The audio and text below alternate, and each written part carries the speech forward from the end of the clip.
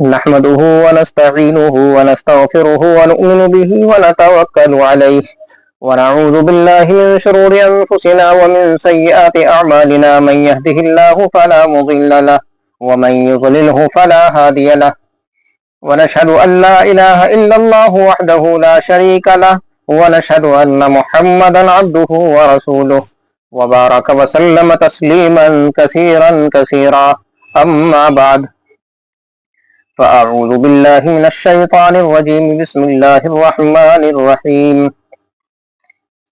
يا أيها الذين آمنوا إن جاءكم فاسق بنبأ فتبينوا أن تصيبوا قوما بجهالة فتصبحوا على ما فعلتم نادمين قال النبي صلى الله عليه وسلم من كذب علي متعمدا فليتبوأ مقعده من النار او کما قال علیہ الصلاۃ والسلام۔ صحیح احادیث رسول یا قرآن کریم کی آیات اس طرف مسلمانوں کا ذہن نہیں جاتا، اور حدیث کی کتابوں میں جو احکامات بیان کیے گئے ہیں اس طرف بھی مسلمانوں کا ذہن نہیں جاتا۔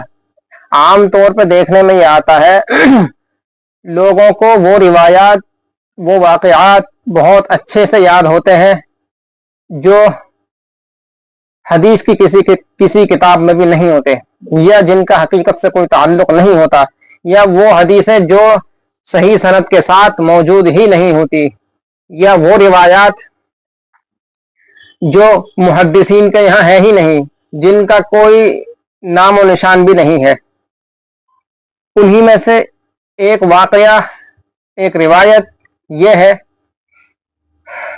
کہ اللہ کے پاک پیغمبر صلی اللہ علیہ وسلم کے اوپر ایک بوڑھی عورت روزانہ کوڑا پھینکا کرتی تھی۔ ایک مرتبہ اس عورت نے کوڑا نہیں پھینکا تو حضور اکرم علیہ الصلاۃ والسلام اس کی عیادت کرنے کے لیے، اس کے حال چال پوچھنے کے لیے اس کے پاس آئے۔ یہ واقعہ بہت مشہور ہے، بہت زیادہ مشہور ہے، عوام اس کو سچا واقعہ سمجھتی ہے۔ اس کی وجہ یہ ہے کہ جو چیز زیادہ مشہور ہوتی ہے اور بعض علماء جو چھوٹے علماء ہیں، یعنی جو اس طرح کے علماء ہیں جن کو صحیح اور غلط کی کوئی پہچان نہیں ہوتی، یا وہ علماء جو تحقیق نہیں کرتے، بغیر تحقیق کے چھوٹی کتابوں کا مطالعہ کرنے کے بعد وہ واقعات سنا دیتے ہیں، ان کے یہاں یہ بہت مشہور ہے، وہ بہت سناتے ہیں، اس وجہ سے یہ مشہور ہے عوام میں بھی۔ حقیقت یہ ہے یہ واقعہ بالکل جھوٹ، موضوع، من گھڑت ہے، اس کا حقیقت سے کوئی تعلق نہیں۔ لوگ اس کو سمجھتے ہیں کہ اس واقعے کو سنا کر حضور اکرم صلی اللہ علیہ وسلم کے اخلاق جو تھے آپ کے، وہ اور اچھے ثابت ہوتے ہیں۔ یاد رکھنا، اللہ کے پاک پیغمبر صلی اللہ علیہ وسلم کے اخلاق وہ جھوٹی روایات، جھوٹے واقعات کے محتاج نہیں ہیں۔ آپ علیہ الصلاۃ والسلام کے اخلاق وہ اخلاق ہیں جس کو قرآن کریم نے خود بیان کیا۔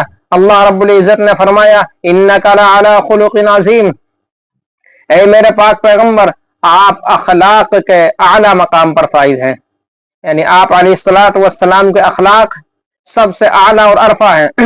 اس کے لیے ہمیں جھوٹے واقعات، جھوٹی باتیں منسوب کرنے کی کوئی ضرورت نہیں ہے۔ ابھی جو میں نے حدیث پیش کی تھی، من کذب علی متعمدا فلیتبوأ مقعدہ من النار، حضور اکرم علیہ الصلاۃ والسلام نے فرمایا جس شخص نے جان بوجھ کر میری طرف کوئی بات منسوب کی، جھوٹی بات جو میں نے نہ فرمائی ہو یا جو میرا عمل نہ ہو، میری طرف جھوٹی بات منسوب کی، تو وہ اپنا ٹھکانہ جہنم میں بنا لے۔ فلیتبوأ مقعدہ من النار، وہ اپنا ٹھکانہ جہنم میں بنا لے۔ اب دیکھیں، یہ واقعہ وہ واقعہ ہے جو کسی حدیث کی کتاب میں آپ کو نہیں ملے گا۔ بخاری، مسلم، ترمذی، ابو داؤد، ابن ماجہ اور جتنی بھی حدیث کی کتابیں ہیں، یہ کسی حدیث کی کتاب میں واقعہ یا یہ روایت موجود نہیں ہے۔ اچھا، سیرت کی کتابوں میں بھی جو معتبر کتابیں ہیں ان میں بھی یہ نہیں ہے۔ یہ چھوٹی چھوٹی جو رسالے ہیں چھوٹے چھوٹے، ان میں آپ کو مل جائے گا، باقی صحیح سند کے ساتھ یا ضعیف سند کے ساتھ بھی یہ کسی حدیث کی کتاب میں ہے ہی نہیں۔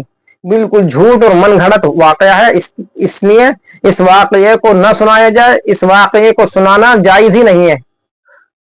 کیونکہ یہ واقعہ جھوٹ جب ہے ہی نہیں تو اس کو کیوں سنایا جائے، اور کسی عام آدمی کے اوپر منسوب تو ہے نہیں، یہ منسوب امام الانبیاء محمد رسول اللہ صلی اللہ علیہ وسلم کے اوپر، اس لیے آپ علیہ الصلوۃ والسلام کے اوپر جھوٹی بات، جھوٹا واقعہ منسوب کرنا بالکل حرام ہے اور ناجائز ہے۔ اور جو لوگ اس چیز کو جانتے بوجھتے ہیں، جن لوگوں کو یہ علم ہے کہ یہ واقعہ موضوع ہے اور وہ اس کو لوگوں کو سنا رہے ہیں، تو ان کے لیے یہ سنانا حرام ہے۔ اس لیے اس طرح کی جھوٹی باتوں سے اپنے آپ کو بچائیے۔ عوام میں غلط باتیں پھیلانا جائز نہیں ہے جو کہ بالکل غلط ہوں، اور جو لوگ اس چیز کا علم رکھتے ہیں ان کے لیے تو بالکل ہی حرام ہے۔ وآخر دعوانا ان الحمد للہ رب العالمین۔